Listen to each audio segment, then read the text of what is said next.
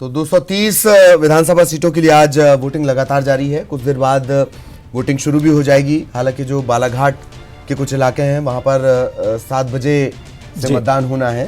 3 वो सीटें हैं, शुरू हो गई है वोटिंग, और वोटिंग शुरू हो चुकी है 3 विधानसभा क्षेत्रों में।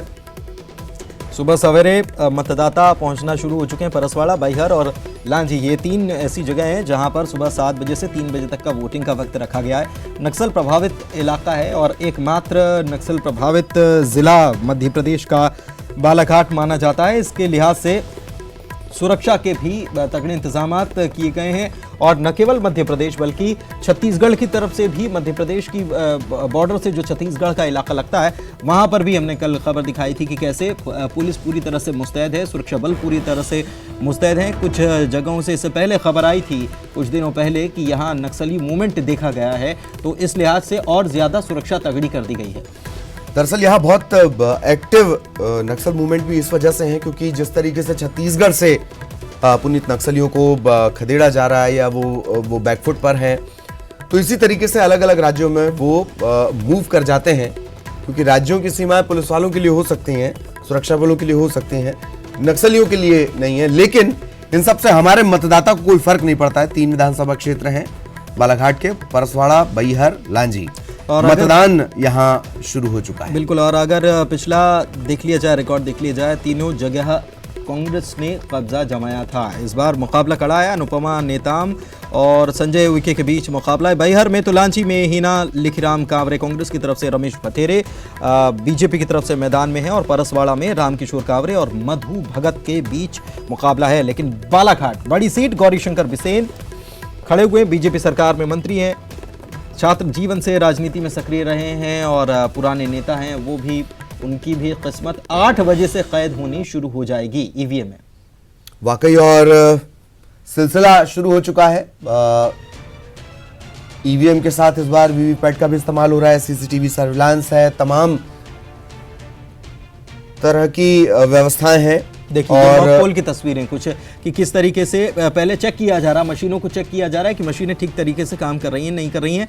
और ये हम तस्वीरें आपको दिखा रहे हैं। महिला बूथ कह सकते हैं, महिलाएं ही इस पूरे बूथ को संभाल रही हैं। सखी बूथ जिसे कहा जा रहा है और स्पेशल बनाए गए, तो सभी महिलाएं यहाँ पर मौजूद हैं और ये मॉक पोल किया जा रहा है। वीवीपैट भी चेक की जाएगी और साथ ही में ईवीएम भी चेक की जाएगी कि सही वोट पड़ रहा है कि नहीं पड़ रहा है, और उसके बाद फिर उसे लॉक किया जाएगा और फिर वोटर्स वोट कर पाएंगे 8 बजे से। जी, तो सीधी तस्वीरें भी हम आपको दिखा रहे हैं। इस तरीके से मॉक पोल ये किया जा रहा है। राजनीतिक दलों के नुमाइंदे भी इसमें मौजूद होते हैं, वरना बाद में हारने वाला कहता है कि ईवीएम खराब थी। इस वजह से भी ये व्यवस्था है। एक क्रॉस चेक भी ये हो जाता है। पूरी प्रक्रिया को इसमें चेक कर लिया जाता है, निरीक्षण कर लिया जाता है कि पूरी जो प्रक्रिया बनाई गई है वोटिंग की, किस तरीके से पहले मतदाता को वेरीफाई किया जाएगा, उसका पुनरीक्षण होगा, फिर वो जाएगा अपने वोट को कास्ट करेगा, फिर वीवीपैट मशीन में वो देख सकता है 6 सेकंड के लिए कि जिसको उसने वोट दिया है वहीं वोट गया है या नहीं। और इस तरीके से ये पूरी प्रोसेस काम करती है। उसी प्रोसेस को चेक करवाया जाता है मॉक पोल के दौरान, और राजनीतिक दलों के नुमाइंदे भी यहाँ मौजूद होते हैं, अधिकारी भी मौजूद होते हैं। इसके बाद फिर से इस पूरी मशीन को एक तरीके से आप समझ लीजिए जैसे कंप्यूटर को आप रीस्टार्ट करते हैं, उसी तरीके से ये पूरी मशीन फिर से एक्चुअल पोलिंग के लिए तैयार हो जाएगी। ये तस्वीरें इस वक्त हम आपको दिखा रहे हैं और तमाम जो राजनीतिक दलों के नुमाइंदे हैं वो भी यहाँ पर पहुँचते हैं। जिस दल के कैंडिडेट होते हैं वो बिल्कुल एक तय वक्त होता है। 7 बजे का वक्त था, वो हमने तस्वीरों में देखा। अगर नहीं पहुंचते हैं तो फिर उसके बाद कार्यक्रम जारी रखा जाता। अगर कोई नहीं पहुंचता है तो ये देखिए बड़ी टक्कर। और उसके पहले हम बालाघाट और उसके नक्सल प्रभावित बेल्ट की बात कर रहे थे, तो वारा सिवनी जहां से शिवराज सिंह चौहान के रिश्तेदार संजय सिंह मसानी चुनावी मैदान में कांग्रेस की तरफ से ताल ठोक रहे हैं। ललित वाकई, और योगेंद्र निर्मल जो कि पिछली बार जीते थे चुनाव, उन्हें ही बीजेपी ने यहां से मैदान में उतारा हुआ है। तो ये बालाघाट की एक बड़ी सीट हो गई है, ये कह सकते हैं कि चर्चित सीट हो। मसानी ने इसे बड़ा कर दिया है दरअसल कि ये बात भी आई कि नाराजगी शुरुआत से ही वो कह रहे थे वाराणसी से शायद वो बहुत पहले से टिकट मांग रहे थे, लेकिन जब भाजपा की तरफ से टिकट नहीं मिला तो एन वक्त पर वो कांग्रेस में चले गए और इस वजह से वो हेडलाइंस भी बने, बहुत दिनों तक हेडलाइंस में रहे। इसलिए इसे बड़ा कर दिया क्योंकि मीडिया के सामने जब वो आए थे तो ललित आपको याद होगा उन्होंने करीब 150 गांवों के नाम एक सांस में उन्होंने बोल दिए थे और उन्होंने कहा था कि ये भी रंग देखने को मिले। चुनाव का रंग था और वो बिल्कुल अनोखा और अलग रंग था। जिस प्रकार से अमित शाह अपनी सभाओं में योजनाओं का जिक्र करते हुए नजर आए थे तो वो भी एक सांस में बोल रहे थे और संजय सिंह मसानी कह सकते हैं कि उनको पीछे छोड़ दिया, उन्होंने एक साथ करीब 150 गांवों के नाम बोल दिए। लेकिन पुनीत उसमें ये दिलचस्प बात भी आपको याद रखनी होगी कि दरअसल वो फिल्मी दुनिया से भी जुड़े रहे हैं। वहां पर बिल्कुल किस तरीके से नाम लिए जाते हैं, अंदाज, अदायगी, डायलॉग, संवाद, इसका कारोबारी भी हैं आप। और लेकिन सबसे बड़ा जो उनका प्रोफाइल था कि वो साले लगते हैं शिवराज के और बड़ा लतीफे भी चले सोशल मीडिया पर इस रिश्ते को लेकर। तो लगातार हमारे सहयोगी हमारे साथ बने हुए हैं, सुशील हमारे साथ भिंड से बने हुए हैं और हर पल का अपडेट हम आप तक पहुंचा रहे हैं। अरुण लगातार हमारे साथ बने हुए हैं, इसके अलावा मनोज भी हमारे साथ जुड़ चुके हैं भोपाल से। न्यूज रूम से मनोज लगातार हमें अपडेट पहुंचा रहे हैं। और शरद, मैं आपके पास आना चाहूंगा। बेहद महत्वपूर्ण ये पूरा इलाका है और इस वजह से भी है कि जनाधार भले ही यहां से बीजेपी को ज्यादा मिलता हो, लेकिन प्रभाव क्षेत्र यहां पर महल का होता है। मैं आपके पास आऊंगा शरद। मनोज के पास इस वक्त मैं चल रहा हूं। मनोज, क्या कुछ अपडेट है अब तक का? मॉक पोल भी कई जगह शुरू हो गया होगा और कोई और ऐसी खबर जो इस वक्त हमें अपने दर्शकों को बता देनी चाहिए। मनोज। ललित, बिल्कुल मध्य प्रदेश का जो वीआईपी पोलिंग बूथ है वो राजधानी भोपाल में 4 इमली में आप देख सकते हैं कि दक्षिण पश्चिम विधानसभा क्षेत्र में ये पोलिंग बूथ बनाया गया है और तमाम जो व्यवस्थाएं यहाँ पर की गई है। यदि हम बात करें तो दिव्यांगों के लिए भी यहाँ पर व्हील चेयर की व्यवस्था की गई है। इसके अलावा क्यूलेस, क्योंकि यहाँ पे अधिकांश वीआईपी आते हैं और तमाम जो अधिकारी हैं, चाहे आईपीएस आईएएस अधिकारी हो, आप देख सकते हैं यहाँ पे अधिकारी कर्मचारी लगे हुए हैं और यहाँ पे वोटिंग की तमाम व्यवस्थाएं की जा रही है। आप देख सकते हैं वीवीपैट मशीन भी यहाँ पर है। अधिकारी कर्मचारी अब जो है मॉक जो है वो यहाँ पर कर रहे हैं और तमाम तरीके की कोशिश की जा रही है कि शांतिपूर्ण तरीके से और व्यवस्थित तरीके से यहाँ पर मतदान हो सके। तो मतदान के लिए जो है यहाँ पर लोग भी पहुँचना शुरू हो गए हैं और यहाँ पर वीआईपी पोलिंग बूथ भी बनाया गया है। दक्षिण पश्चिम विधानसभा क्षेत्र में 4 इमली में ये पोलिंग बूथ बनाया गया है और आप देख सकते हैं यहाँ पर जो मतदान कर्मी हैं यहाँ पर इंतजार कर रहे हैं और जो वोटिंग के लिए लोग हैं वो भी यहाँ पर पहुँचना शुरू हो गए हैं। हालांकि 8 बजे से यहाँ पर मतदान होंगे, लेकिन मैं अंदर दिखाना चाहूँगा कि जो तमाम तैयारी है वो यहाँ पर फिलहाल कर ली गई है मतदान कर्मियों के द्वारा और मतदान कर्मी यहाँ पर जो है कोशिश कर रहे हैं कि व्यवस्थित यहाँ पर मतदान हो सके। लेकिन आप देख सकते हैं यहाँ पर मतदान कर्मी यहाँ पर मौजूद, हम बात करने की कोशिश करेंगे। सर, किस तरीके की व्यवस्था यहाँ पे की गई है? वीआईपी पोलिंग बूथ है। वीआईपी पोलिंग बूथ जैसा कुछ नहीं है, ये पिंक पोलिंग बूथ है और पिंक पोलिंग बूथ का मतलब है कि उसमें सभी मतदान दल के सदस्य महिला हैं। तो महिलाओं के एक पोलिंग बूथ वो वीआईपी है? वीआईपी कोई नहीं है। वीआईपी का आज के दिन में तो सब मतदाता हैं, कोई वीआईपी नहीं है। वो कुछ भी किसी भी पद का हो सकता है। यहाँ पे सब मतदाता की हैसियत से पिंक पोलिंग बूथ है। ये पिंक पोलिंग बूथ है। अभी क्या चल रहा है सर? अभी यहाँ अभी मॉक पोल चल रहा है। ये मशीन किस तरीके से काम करती है और ये दिखाने के लिए कि जितने वोट डाले जा रहे हैं उतने ही वोट उसी प्रत्याशी को थोड़ा आ रहे हैं। क्यूलेस व्यवस्था इनसे समझिएगा प्लीज। की गई है तो वो पर्ची दिखाई दे रही है जिसको वोट दिया जा रहा है। बिल्कुल, ये पिंक बूथ बनाया गया है। सबसे पहले मैं आपको दिखाना चाहूँगा जहाँ पे मॉक पोलिंग यहाँ पर चल रही है और जिस तरीके से चेक किया जाता है हम बात करेंगे पीठासीन अधिकारी से। क्यूलेस सेक्टर अधिकारी, क्यूलेस के लिए क्या किया गया है? क्यूलेस के लिए सामने जो साइड में एक बरामदा है और उसमें कुर्सियां लगवाई गई, टेंटेज लगा है। एक सामने बगीचा उन 2 बूथ के लिए, उनके सामने भी 2 टेंट लगा के उसमें कुर्सियों की व्यवस्था है।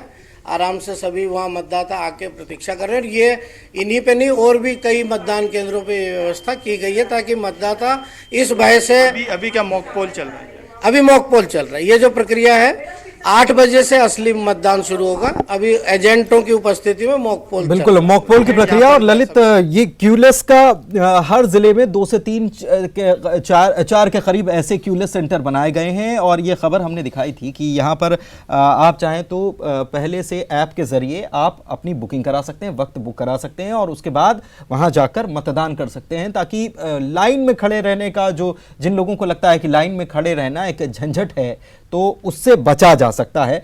शरद हमारे साथ ग्वालियर से बने हुए हैं और ग्वालियर में जब शरद आप मौजूद हैं तो यहाँ की 6 सीटों को अगर देख लिया जाए तो एक को छोड़कर 5 हाई प्रोफाइल बड़ी बड़ी सीटें हैं और सबका जिक्र यहाँ पर करना होगा, क्योंकि एक तरफ जयभान सिंह पवैया खड़े हुए हैं तो उनके सामने प्रद्युम्न सिंह तोमर हैं, तो दूसरी तरफ माया सिंह को टिकट नहीं दिया गया ग्वालियर पूर्व से, सतीश सिकरवार चुनावी मैदान में उतारे गए बीजेपी की तरफ से। तो हर सीट ग्वालियर इस बार बड़ा चर्चाओं में कुल मिलाकर कहें तो।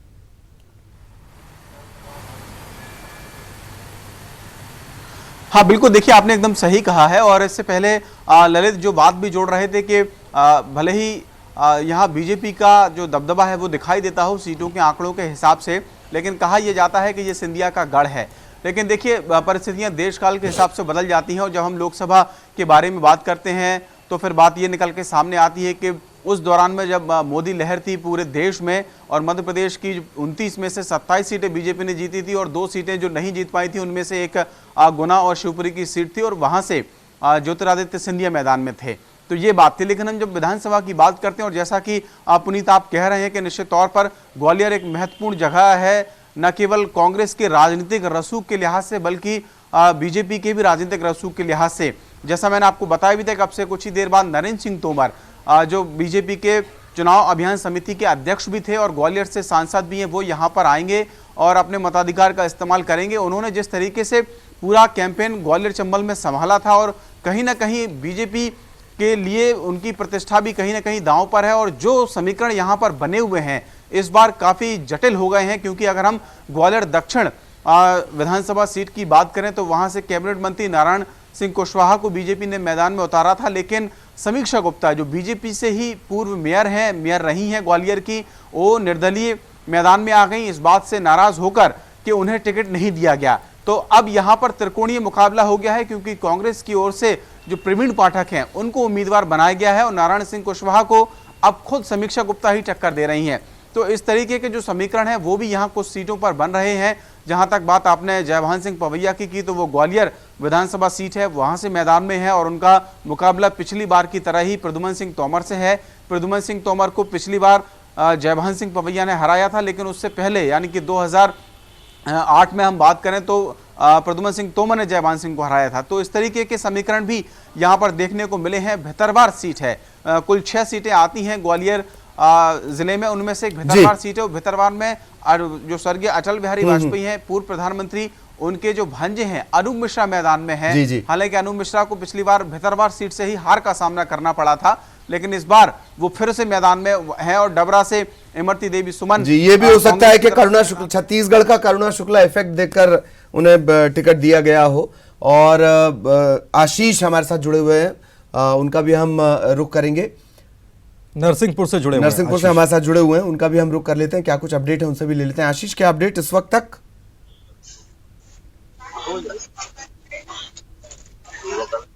जी ललित जी, नरसिंहपुर के लगभग जो 1012 केंद्र हैं वहां पे लगभग तैयारियां जो है पूर्ण कर ली गई हैं। ईवीएम खुलने का कार्य प्रारंभ हो चुका है। मतदान दल मतदान केंद्रों में पूरी तैयार हो चुके हैं। 8 बजे से मतदान प्रारंभ हो जाएगा। और नरसिंहपुर जिले की भी हम बात करते हैं तो नरसिंहपुर जिले की 4 विधानसभाएं हैं, जहां से राज्य मंत्री जालम सिंह पटेल और तेंदुखेड़ा जो है वहां से संजय शर्मा, ये बड़े नाम हैं। इनकी भाग्य का आज फैसला यहाँ की जनता करने जा रही है ललित जी। जी, और मुद्दों की अगर बात कर ली जाए, थोड़ा सा बहुत शॉर्ट में मुद्दे भी आप हमारे दर्शकों को बताएं। आशीष, क्या कुछ रहे हैं?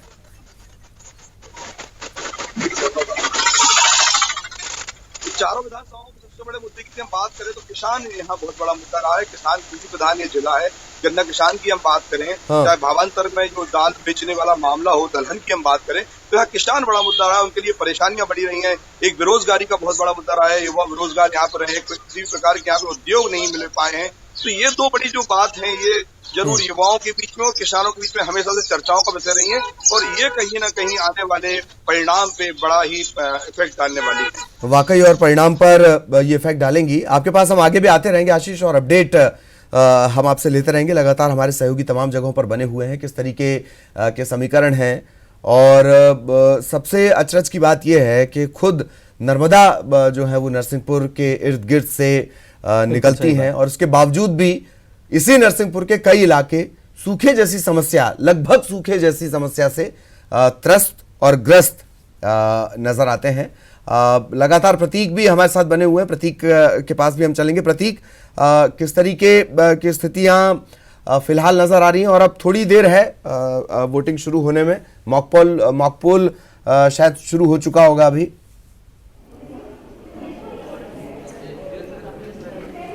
बिल्कुल ललित, मॉकपोल शुरू हो चुका है और जो राजनीतिक दल के प्रतिनिधि हैं वो भी अंदर मौजूद हैं। मॉकपोल यहाँ पर किया जा रहा है। कुछ देर पहले क्यूलेस की हमने बात करी थी, आपने बात करी, तो क्यूलेस कौन कौन वो हो सकते हैं, मैं आपको नजारा यहाँ पर दिखाना चाहूंगा, जो कि जिला निर्वाचन अधिकारी ने इस पर विशेष रूप से कहा कि दिव्यांग जन, गर्भवती महिला एवं अति वृद्ध जन बिना कतार में लगे सीधे मतदान केंद्र में प्रवेश कर सकते हैं, मतदान कर सकते हैं। और आपको बता दूं ललित, इस बार विशेष रूप से नगर निगम ने एक अच्छी सुविधा दी है कि आपके घर में अगर आप दिव्यांग है, आप आने में असमर्थ है, तो वाहन सुविधा भी उपलब्ध कराई गई है। जो फायर ब्रिगेड का नंबर है उस नंबर पे कॉल करके ऐसे लोग जो आने में असमर्थ रहते हैं उनके लिए विशेष वाहन की व्यवस्था की गई है।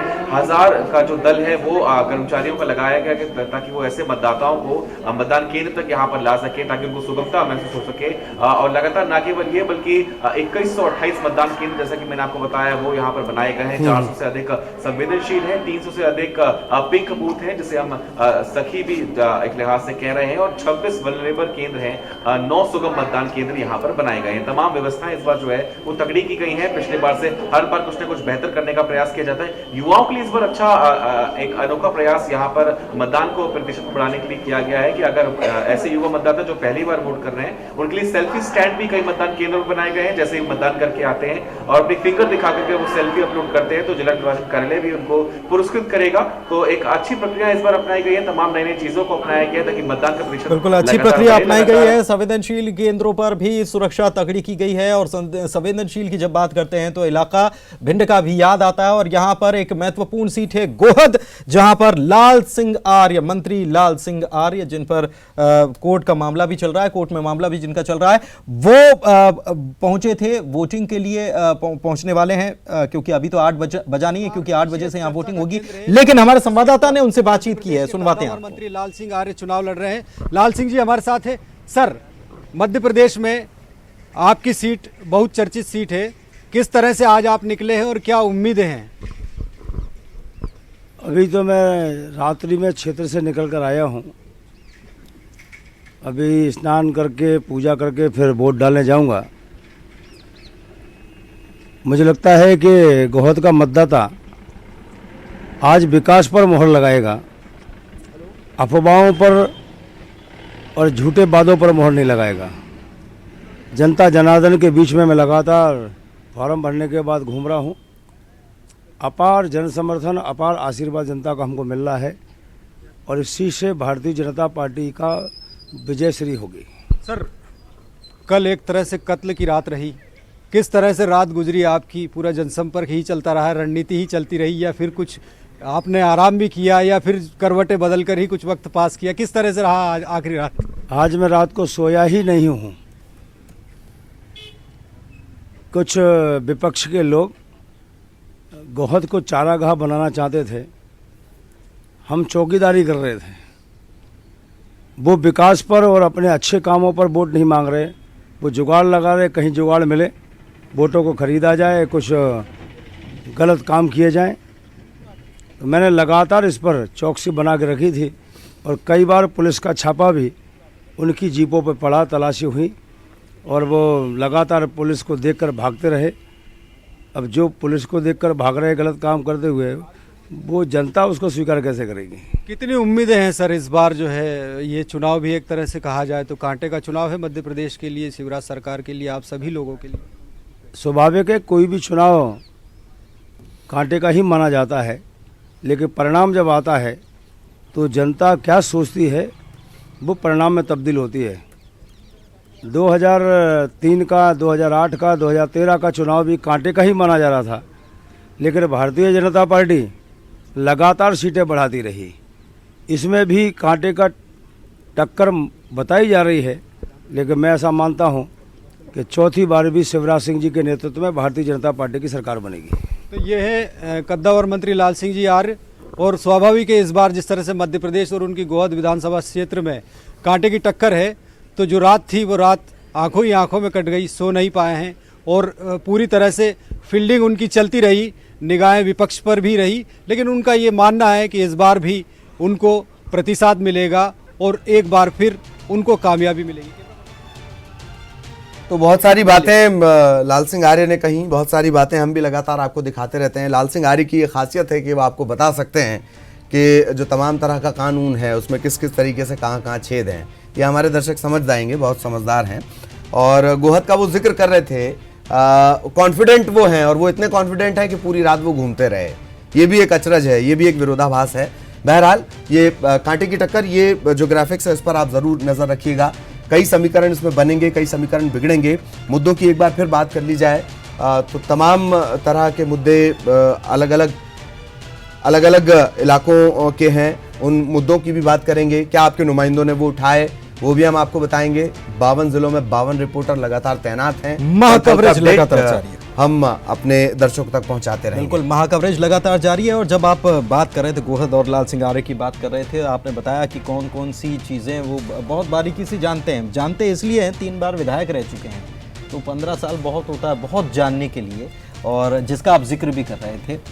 तो लगातार हमारे संवाददाता लगातार हमसे जुड़े रहेंगे और उनके पास हम जाएंगे, आपको बताएंगे पल पल का हाल, हर एक सीट का हाल बताएंगे, बारीकी से हम आपको बताएंगे कहाँ कितनी बजे कितना वोटिंग परसेंटेज है। अभी फिलहाल वोटिंग शुरू होने में वक्त है, करीब 40 मिनट का वक्त फिलहाल बचा हुआ है।